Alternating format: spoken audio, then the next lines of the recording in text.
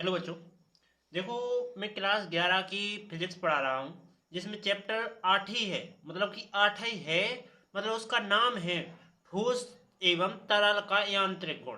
तो यूनिट के हिसाब से एक ही चैप्टर है, लेकिन पार्ट के हिसाब से दो अलग अलग चैप्टर बने हुए हैं। एक है ठोस और दूसरा बना दिया गया है तरल का यांत्रिक गुण, जो कि मैं पिछली वीडियो में ठोस का यांत्रिक गुण जो ये समझा चुके हैं। अब अभी मैं क्या समझा रहा हूँ, तरल का यांत्रिक गुण समझाने जा रहा हूँ। और मेरी वीडियो अच्छी लगे तो लाइक और सब्सक्राइब कर देना। ओके। और ऐसी ही रोचक वीडियो देखना हो तो ऐसे मेरे प्ले लिस्ट में जाकर आप पीछे और वीडियो देख सकते हो, जो कि मेरी पिछली वीडियो जो देखना हो तो प्ले लिस्ट में जाकर क्रमानुसार देख सकते हो। तो आप क्वेश्चन पे चलते हैं। क्वेश्चन क्या कह रहा है, देखो। ससंजक बल से आप क्या समझते हो? ससंजक ससंजक क्या कहलाता है? जब कोई एक ही पदार्थ हो, मान लो तुमने कोई पदार्थ ले लिया, पानी ले लिया, कछु भी द्रव ले लिया, ठीक है। तो किसी भी पदार्थ के एक प्रकार के अणु के मध्य कार्य करने वाले आकर्षण बल, मतलब उनके बीच जो जकड़ रहता है। मतलब कि यहाँ मान लीजिए जे मान लीजिए कोई द्रव पदार्थ है, ठीक है। द्रव पदार्थ है, उसके अंदर क्या होंगे? अणु होंगे। अणु क्या कर रहे हैं? एक दूसरे को पकड़े हुए हैं, आकर्षण करे हुए, चिपके हुए हैं, तभी तो आकर्षण है। आकर्षण है तभी तो ये बंधे हुए हैं, तभी तो ये पेन है। ठीक। तो जब कोई पदार्थ क्या करेगा, एक ही प्रकार के अणु, मतलब एक ही प्रकार के क्या करता है अणुओं में, उनके बीच मतलब उनके मध्य में क्या करे? आकर्षण का कार्य करे। आकर्षण मतलब उनके लिए चिपका रहे, ऐसा चिपका रहे, तो उसे क्या कहते हैं? ससंजक बल कहते हैं। समझो, जिससे कोई तुमने पदार्थ लिया, उसमें एक ही प्रकार के अणु होंगे। मतलब कोई भी पदार्थ लोगे तो उसमें एक ही प्रकार के अणु होंगे, और उनके मध्य जो कार्य करने वाला बल होगा वो कैसा होगा? आकर्षण बल होगा। उसे ही ससंजक बल कहते हैं। ओके। अगला अगला है केसी तत्व। देखो, केसी तत्व क्या कहलाता है? देखो, जब अपन जैसे मान लीजिए जे कांच है, इस कांच में तुम क्या करना? पानी भर लेना। ठीक। और पानी को ऊपर नीचे ऐसे हिलाने पर, मतलब कि ऊपर ले जाओ फिर नीचे ले जाओ। ठीक। मतलब नीचे और ऊपर, जो द्रव नीचे ऊपर जाएगा, जैसे तुम ऐसे हिलाओगे तो ऊपर नीचे जाता है, तो उसी ऊपर नीचे चढ़ने को ही केसी तत्व कहते हैं। मतलब समझो, किसी द्रव में डुबोने पर, देखो किसी द्रव में डुबोने पर पृष्ठ तनाव के कारण द्रव की नली के ऊपर चढ़ाना या नीचे उतारना ही केसी तत्व कहलाता है। मतलब कि जो तुम्हारी कांच की नली होती है, इसमें तुम पदार्थ भर दोगे तो उसको ऊपर और नीचे, मतलब इसकी सतह में पृष्ठ तनाव मतलब सतह। ठीक। तो मतलब इसके ऊपर और नीचे जो द्रव होता है उसको नीचे ऊपर उतारना और चढ़ाना ही क्या कहलाता है? केसी तत्व कहलाता है। उम्मीद है समझ में आया होगा। चलते हैं अगले टॉपिक पर। अगला है पृष्ठ पृष्ठ ऊर्जा से आप क्या समझते हो? देखो, पृष्ठ ऊर्जा क्या कहलाती है? जब किसी सतह पर, मतलब कि सतह पर ऊर्जा उत्पन्न हो, तो यह क्या कहलाता है? देखो, द्रव पृष्ठ तनाव के कारण द्रव पृष्ठ के प्रति एकांक क्षेत्रफल की स्थितिज ऊर्जा को पृष्ठ ऊर्जा कहते हैं। मतलब किसी एक क्षेत्र की, जैसे मान लीजिए जो क्षेत्र है, उस क्षेत्र में क्या रखा हुआ है? द्रव रखा हुआ है। तो एकांक क्षेत्र मतलब इस एकांक क्षेत्र में जो द्रव रखा हुआ है और द्रव के कारण जो स्थितिज ऊर्जा उत्पन्न हो रही है, तो उसे क्या कहते हैं? पृष्ठ ऊर्जा कहते हैं। जैसे देखो, इसने कहा है द्रव पृष्ठ तनाव के कारण, मतलब यहाँ क्या रखा हुआ है? द्रव रखा हुआ है, और द्रव के कारण क्या हो रहा है? एकांक क्षेत्रफल में, मतलब इतने क्षेत्रफल में जो ऊर्जा उत्पन्न हो रही है, मतलब जो स्थितिज ऊर्जा उत्पन्न हो रही है, उसी को क्या कहते हैं? पृष्ठ ऊर्जा कहते हैं। उम्मीद है समझ में आया होगा। देखो, श्यानता श्यानता किसे कहते हैं? तरल का वह गुण, मतलब कि द्रव का, तरल को ही द्रव कहते हैं, ठीक है। तो तरल का वह गुण जिसके कारण तरल भिन्न परतों में गति करने का विरोध करता है। मतलब कि ये अलग अलग रूप से रुख से बहता है। जैसे तुमने देखो, जैसे हवा की जो पानी की लहर होती है वो क्या होती है? परतों में गमन करती है, ठीक है। तो तरल का वह गुण जिसके कारण तरल तरल क्या करता है? विभिन्न परतों में गति का विरोध करता है, मतलब गति करने का विरोध करता है, उसी क्या कहते हैं? श्यानता कहते हैं। उम्मीद है समझ में आया होगा। चलते हैं अगले टॉपिक पर। ये इंपॉर्टेंट है, वेरी वेरी मोस्ट, स्टॉक का नियम, क्योंकि 2 नंबर में पूछा जा सकता है। तो समझो, स्टॉक का नियम क्या कहता है? देखो, जब कोई गोल जब कोई गोला किसी श्यान माध्यम से एक नियत वेग से गति करता है। मान लीजिए कोई वस्तु है, तो कोई नियत वेग से गति कर रही है, अपन के गति का उसका पता नहीं है, गति कितनी कितनी तेजी से गति कर रही, बस नियत है वो, ठीक, पता नहीं है गति कितनी कर रही, ठीक। तो जब कोई गोला किसी श्यान माध्यम से एक नियत वेग से क्या करता हो, गति करता हो, तो गोले पर उस गति की दिशा के विपरीत श्यान बल लगता है।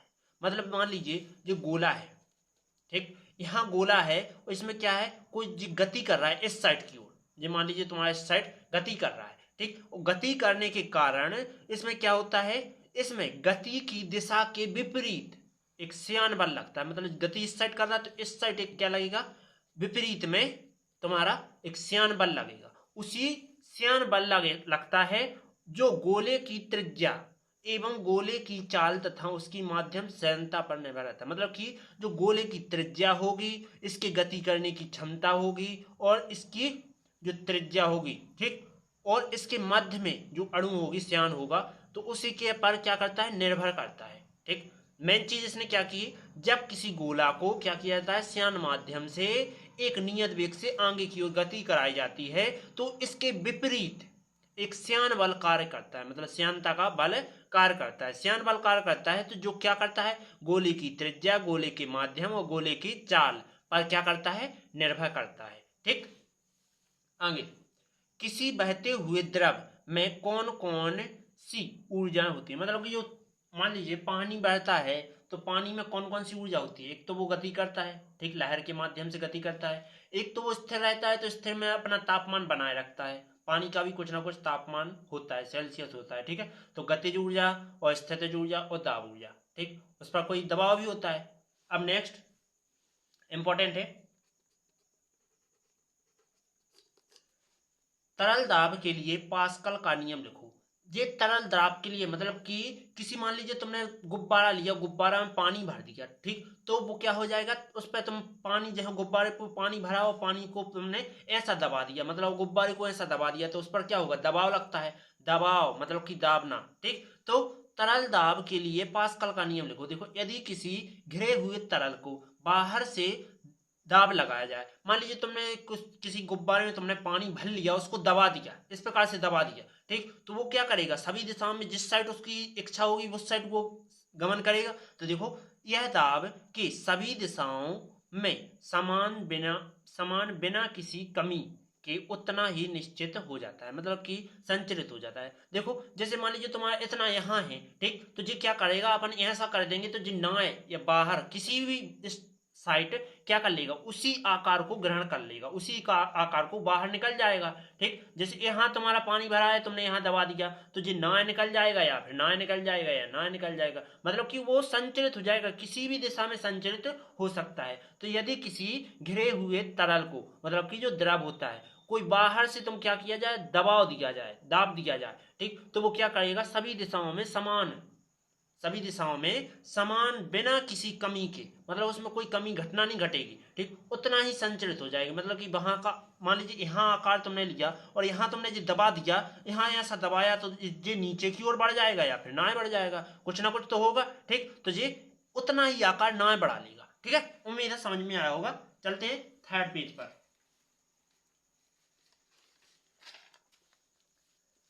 थर्ड पेज में देखो, असमंजक, देखो असंजक बल किसे कहते हैं, असंजक बल। देखो वहां क्या था, वहां एक ही पदार्थ था, लेकिन अब यहाँ क्या है, कई प्रकार के पदार्थ रहना है, और कई प्रकार के पदार्थ हैं, तो कई प्रकार के अणु भी रहेंगे इसमें। देखो उसमें क्या था कि ससंजक में था कि जब कोई एक ही प्रकार के पदार्थ में जब अणु क्या करते हैं, अणुओं में क्या होता है, एक ही प्रकार के पदार्थ होते हैं, तो एक ही प्रकार का क्या होता है, अणु होता है, तो उनके मध्य में क्या करता है, कार्य लगता है, जो कि क्या होता है, आकर्षण बल कार्य करता है, ठीक है। तो यहाँ देखो क्या है, कई प्रकार के पदार्थ हैं और कई प्रकार के पदार्थों के अणु के मध्य, मतलब कई प्रकार के पदार्थ होंगे, उनके बीच अणु भी होंगे, उन अणुओं के मध्य कार्य करने वाला आकर्षण बल क्या कहलाता है, असंजक बल कहलाता है। बस अंतर क्या है, यहाँ कई प्रकार के हैं, वहां एक ही प्रकार के हैं, ठीक है। नदी के किनारे जल का वेग कम और बीच में अधिक गति करता है। तुमने लहर देखी होगी तो बीच में ज्यादा गति करती हुई दिखती हो, लहर जैसी किनारे पे आ जाती है वो नष्ट हो जाती है। ठीक, तो ये बोल रहा है कि जे नदी के बीचों बीच जाओ तो तुम्हारी गति बहुत तेज रहती है और तुम किनारे पे आ जाओ तो बहुत धीमी रहती है। क्यों? जो समझा। देखो, क्योंकि धारा देखिए प्रवाह है में किनारों के संपर्क में परतों के वेग शून्य होता है। मतलब जो किनारा होता है, किनारा जैसे मान लीजिए जो कोई तालाब हो, तालाब पर ये क्या है, ये परत मतलब कि ये किनारा है। ठीक, और इस किनारे से तुम्हारी जो गति करती हुई इस किनारे से टकरा रही है, तो टकराने के कारण ये क्या करती है, विपरीत में प्रवाह देती है, तो जो कि क्या हो जाता है, लहर का वेग शून्य हो जाता है। लहर का वेग शून्य हुआ तो देखो, क्योंकि ये स्थिर सतह के संपर्क में आ जाती है, मतलब कि ये स्थिर है, जो सतह के संपर्क में आती है और सतह क्या करता है, वापस उसे बल देता है, तो जो कि वेग क्या हो जाता है, शून्य हो जाता है। इस कारण क्या होता है, नदी के किनारे जल का वेग कम और बीच में अधिक होता है। ओके, नेक्स्ट टॉपिक, अगला टॉपिक ज्यादा कुछ खास नहीं है। देखो, वायुमंडलीय दाब कहा है। देखो, पृथ्वी की सतह के प्रत्येक एकांक क्षेत्रफल में वायुमंडलीय स्तंभ के कारण लगने वाला बल वायुमंडलीय दाब कहा जाता है। मतलब पृथ्वी के कोई भी कोने में चले जाओ, किसी भी सतह पर चले जाओ और एकांक क्षेत्र में तुमने कोई चुना हुआ क्षेत्र लिया होगा, जैसे मान लीजिए ये पृथ्वी है, इसमें तुमने कहीं भी एक क्षेत्र ले लिया, ये क्षेत्र ले लिया, और इस क्षेत्र में क्या करोगे तुम कि जो स्तंभ मान लीजिए कुछ भी रखोगे तो यहाँ कोई दबाव दोगे। ठीक, दबाव दोगे तो इस दबाव को ही क्या कहते हैं, वायुमंडलीय दाब कहते हैं। उम्मीद है समझ में आया होगा। पृष्ठ तनाव किसे कहते हैं? देखो, जब जैसे कोई सतह हो, जैसे ये सतह है, ठीक, और यहाँ पर ने पानी डाल दिया और इस पानी पर, पानी है जो यहाँ तुमने जो पानी डाला है, तो इसका क्षेत्रफल क्या होना चाहिए, शून्य होना चाहिए। ठीक, तो उसे कोई क्या कहते हैं, पृष्ठ तनाव कहते हैं। समझो, किसी द्रव का वह गुण जिसके कारण वह अपने पृष्ठीय क्षेत्रफल न्यून करने का प्रयास करता है। मतलब कि जो पृष्ठ पर तुम्हारा जो पानी द्रव गिर गया है, तो उसको कम से कम दिखे। ठीक, मतलब सूखने की कोशिश करता है। जैसे तुमने पानी जमीन पर डाला तो वो क्या होगा, सूखेगा, और सूखेगा फिर भी अपन को दिखता है, तो वहां क्या रह जाता है, न्यून, नमी, नमी देखी होगी तुमने, तो न्यून मात्रा में क्या रहता है, न्यून करने का प्रयास करता है। मतलब कि जो द्रव होता है, किसी द्रव का वह गुण होता है जिसके कारण किसी भी मान लो अपने पृष्ठ पर है, तो उसका क्षेत्रफल क्या होना चाहिए, न्यून होना चाहिए, न्यून करने का प्रयास करता है, उसे ही क्या कहते हैं, पृष्ठ तनाव कहते हैं। Okay, next 4 page. यहाँ आप देखो, यहाँ क्या है, पास्कल का नियम लिखो। वहां क्या था, तरल दाब के लिए पास्कल नियम था, लेकिन यहाँ अपन क्या कर रहे हैं, ओनली पास्कल के लिए समझ लेते। देखो, बेस कोई फर्क नहीं है, सेम है। देखो, जब किसी द्रव पर दाब लगाया जाता है, मतलब कि दो कोई द्रव पदार्थ होता है, जैसे घिरा हुआ अपन ने द्रव लिया, तो उसको क्या करते हैं अपन, जैसे कोई गुब्बारे में अपन ने पानी लिया, तो वो क्या हुआ है, घिरा हुआ दाब है, घिरा हुआ द्रव है। ठीक, और उसको तुमने दाब दाब दिया, दबाया। ठीक, तो बिना क्षय, मतलब कि क्षय मतलब कि बिना घटना घटे, उसमें हानि नहीं होगी, तो वह बिना क्षय हुए संपूर्ण द्रव में सभी दिशाओं में समान रूप से फैल जाता है। मतलब कि उसका पानी का कुछ भी भाग, द्रव का कुछ भाग नष्ट नहीं होगा। ठीक, कुछ भी भाग नष्ट नहीं होगा, वो क्या होगा, केवल नामात्र थोड़ा बहुत फैल जाएगा। मतलब कि तुमने गुब्बारे में पानी भरा और गुब्बारे को तुमने इस प्रकार दबा दिया, तो गुब्बारा फूटेगा नहीं, उसका पानी इस साइड और इस साइड मतलब चारों ओर क्या हो जाएगा, संचरित हो जाएगा। ठीक है, गति कर लेगा। ठीक है, आगे अब तुम देखो, एक अगला क्वेश्चन है जो बहुत सरल इजी है, तुम्हें ऐसी पढ़ते ही समझ में आ जाने कि देखो, टीन के छत होते हैं, वो तेज हवा चलने पर उड़ जाते हैं। टीन क्यों, यही बताना है। तुम कहोगे कि ज्यादा तेज हवा चलत जिस कारण उड़ जाता, लेकिन अपन के लिए ये बताने फिजिक्स भाषा में, तो इस ऐसा क्या होता है कि जो टीन की छत रहती है वो हवा पे उड़ जाती, जैसी हवा तेज चली उड़ जाती। कैसे, वो बताने। देखो, जब टीन की छत पर बहुत अधिक वेग से वायु गति करती है, मतलब बहती है। ठीक है, जब यह टीन के जो छत होते हैं और छत के ऊपर अधिक वेग से बहुत तेजी से क्या करते हैं, वायु गति करती है, वायु बहती है, तो टीन के ऊपर वायु दाब बहुत कम हो जाता है। मतलब टीन के ऊपर जो दबाव होता है वो कैसा हो जाता है, बहुत कम हो जाता है। और टीन के नीचे भी क्या होता है, दबाव होता है। देखो, जबकि टीन के नीचे वायुमंडल दाब रहता है। ठीक, वायुमंडल क्या रहता है, दाब रहता है। ठीक है, इसी दाब अंतर के कारण टीन की छत उड़ जाती है। उम्मीद है समझ में आया होगा। देखो धारा रेखीय एवं विक्षोभ प्रवाह किसे में अंतर लिखो, ठीक है। मतलब धारा रेखीय और विक्षोभ प्रवाह में अंतर, धारा वाली रेखा में क्या होता है और विक्षोभ रेखाओं में क्या होता है ये बताना है। देखो इस प्रवाह में किसी बिंदु से गुजरने वाला प्रत्येक कण का वेग समान रहता है। मान लीजिए कोई भी प्रवाह तुमने इस धारा से, धारा रेखीय से गुजारोगे किसी भी कण को, ठीक, किसी कण को गुजार रहे तो गुजारने पर उसका वेग मतलब गति करने की स्थिति होगी वो कैसी होगी, समान होगी, ठीक। और आने वाले कण की गति भी कैसी होगी, समान होगी, ठीक। इसमें विक्षोभ में क्या होता है, इस प्रवाह में किसी बिंदु से गुजरने पर गुजरने वाले कणों का वेग क्या होता है, समय के साथ बदलता रहता है। यहाँ देखो समान रहता है, यहाँ समय के साथ बदल जाता है। जो कण की गति होती है, जैसे किसी बिंदु को धारा रेखीय बिंदु है, ठीक, धारा रेखीय प्रवाह में किसी कण को क्या कर रहे हैं, गुजार रहे, और गुजारने पर उसका जो गति करने की क्षमता होती है वो समान रहती है। और इसमें क्या हो जाती है, इसमें हर समय बदलती रहती है। अगला, प्रत्येक कण का वेग क्रांतिक वेग से कम होता है। जो क्रांतिक वेग होता है वो कैसा होता है, कम होता है, ठीक है। और इसमें प्रत्येक कण का वेग क्रांतिक वेग से क्या होता है, अधिक होता है। उम्मीद है समझ में आया होगा, इसमें ज्यादा कुछ समझने वाली बात नहीं है। इसका घनत्व कैसा होता है, नियत होता है, मतलब कोई दबाव पता नहीं होता है कितना घनत्व दिया जा रहा है। इसका घनत्व नियत होता है, मतलब कि हर टाइम चेंज होता रहता है, ठीक। नेक्स्ट अगला पेज 5वां नंबर। 5वां नंबर देखो, हाइड्रोलिक मशीन का सिद्धांत लिखो।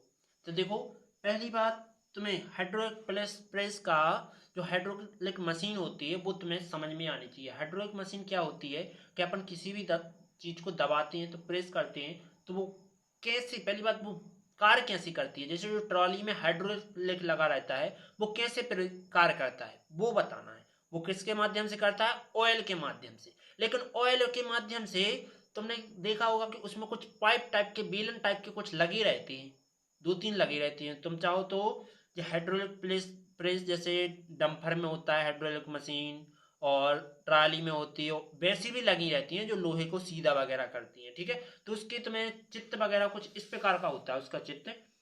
देखो ये ऐसा बनाएंगे अपन,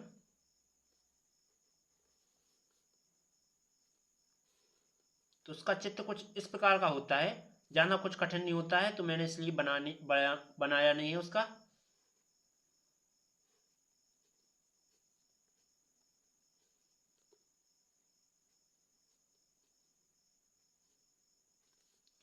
कुछ इस प्रकार का होता है हाइड्रोलिक प्रेस का, जो हाइड्रोलिक मशीन होती है उसका चित्र इस प्रकार का होता है, ठीक है।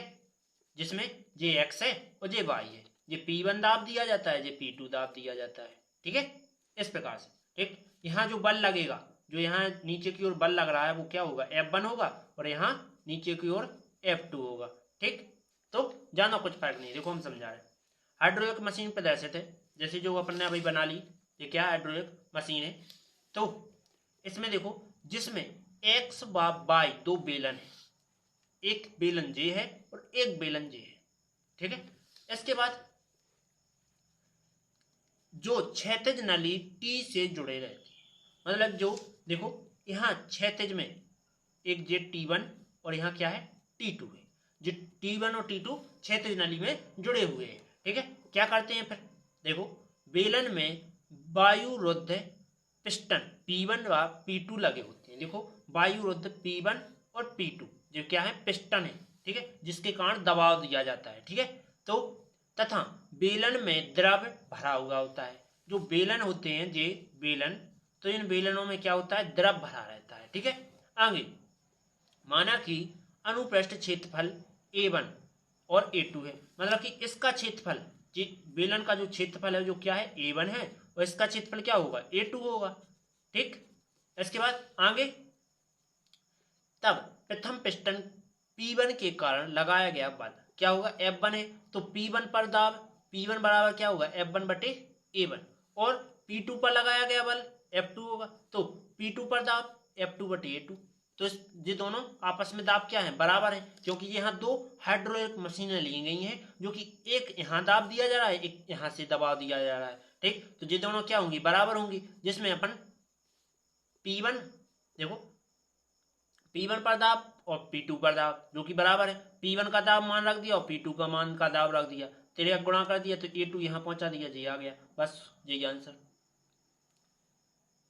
क्या करेंगे देखो फिर से समझा रहे, लिखेंगे उपरोक्त चित्र में हाइड्रोलिक मशीन प्रदर्शित है जिसमें एक्स और वाई दो बेलन है, ये दो बेलन है, ठीक है, जो क्या रखे हैं, क्षैतिज क्षैतिज में T1 T2 से जुड़े हुए हैं, ठीक है, T1 और T2 से जुड़े हुए हैं।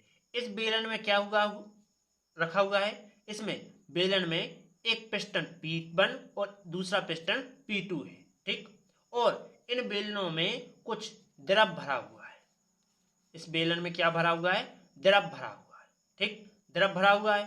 तो माना कि क्या करेंगे कि अनुप्रस्थ इनका क्षेत्रफल P मतलब जो P1 पर दाब लग रहा है, x का क्षेत्रफल क्या है, x बेलन का क्षेत्रफल A1 और y बेलन का क्षेत्रफल A2 है। तब P1 दाब पर P1 जो दाब लगाया जा रहा है तो उस पर बल क्या होगा, F1 होगा, और P2 पर बल F2 होगा, ठीक। तब यहां से तुम्हें याद करने हैं कि P1 पर दाब J होता है, P2 पर दाब J होता है, बस इन दोनों का बराबर कर दो, A2 इस साइड एक साइड पहुंचा दो, बस अपना आंसर। चलते हैं 6वें पेज पर। श्यानता से संबंधित न्यूटन के नियम लिखो, समझो। न्यूटन के अनुसार तरल संपर्क तरल के माध्य स्पर्श श्यान बल F वेग की प्रवणता के अनुत्क्रमानुपाती होती है। ज्यादा इंपॉर्टेंट नहीं है, बेसिक है, बिल्कुल बेसिक है, ज्यादा इंपॉर्टेंट नहीं है, बस समझ लो इसको केवल।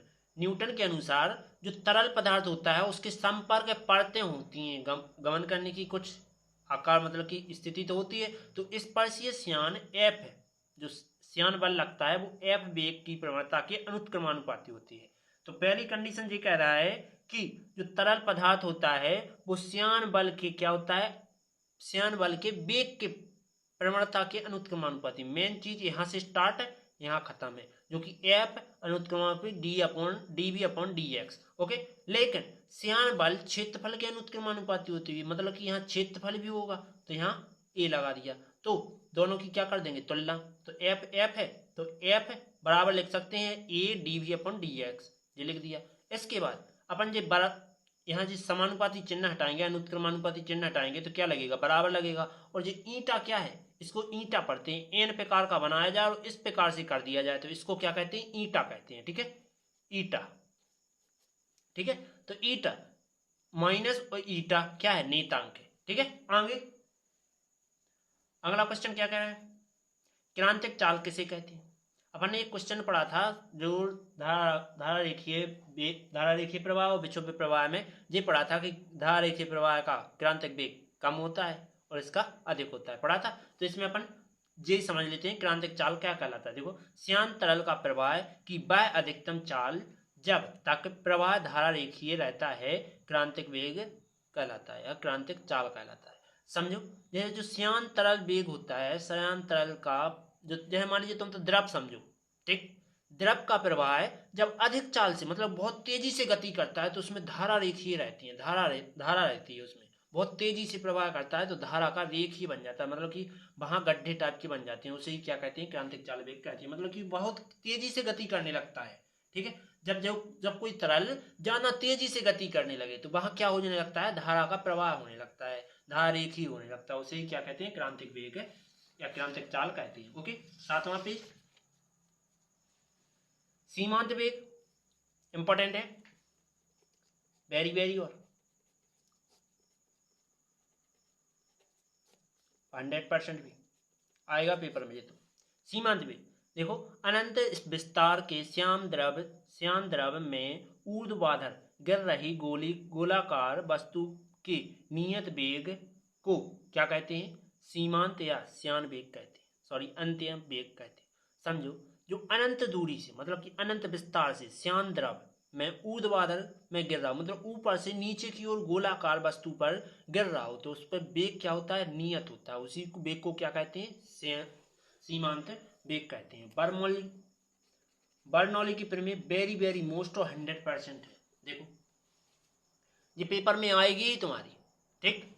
तो यदि कोई प्रवाह नलिका घर्षण रहित हो उसमें प्रवाहित द्रव आदर्श हो, मतलब कि हर एक पर संतुष्ट रहे। ठीक है, द्रव का प्रवाह धारा रेखीय हो, मतलब कि जो तुम्हारा यहाँ नली में द्रव ले रहे तो वो क्या होना चाहिए, धारा रेखीय हो, जल्दी धारा वाली रेखा बना लेता हो। ठीक है, और प्रवाह मार्ग के प्रत्येक बिंदु पर द्रव के एकांक आयतन की समस्त ऊर्जा का योग नियत हो रहता हो। ठीक है, मतलब कि जो भी तुम्हारा इस नली में दाब रहेगा वो कैसा होना चाहिए, सभी पर जुड़ने पर, योग होने पर नियत आना चाहिए। ठीक, जैसे P प्लस 1/2 पी भी स्क्वायर PGH, मतलब ये क्या है, दाब है, ये गतिज ऊर्जा है, ये ऊर्जा ओनली कौन सी, स्थितिज ऊर्जा। ठीक, तो इन सभी ऊर्जाओं को जोड़ने पर क्या होता है, नेतांक होता है, मतलब नियत प्राप्त होता है। फिर से पढ़े, यदि कोई प्रवाह नलिका में घर्षण रहित हो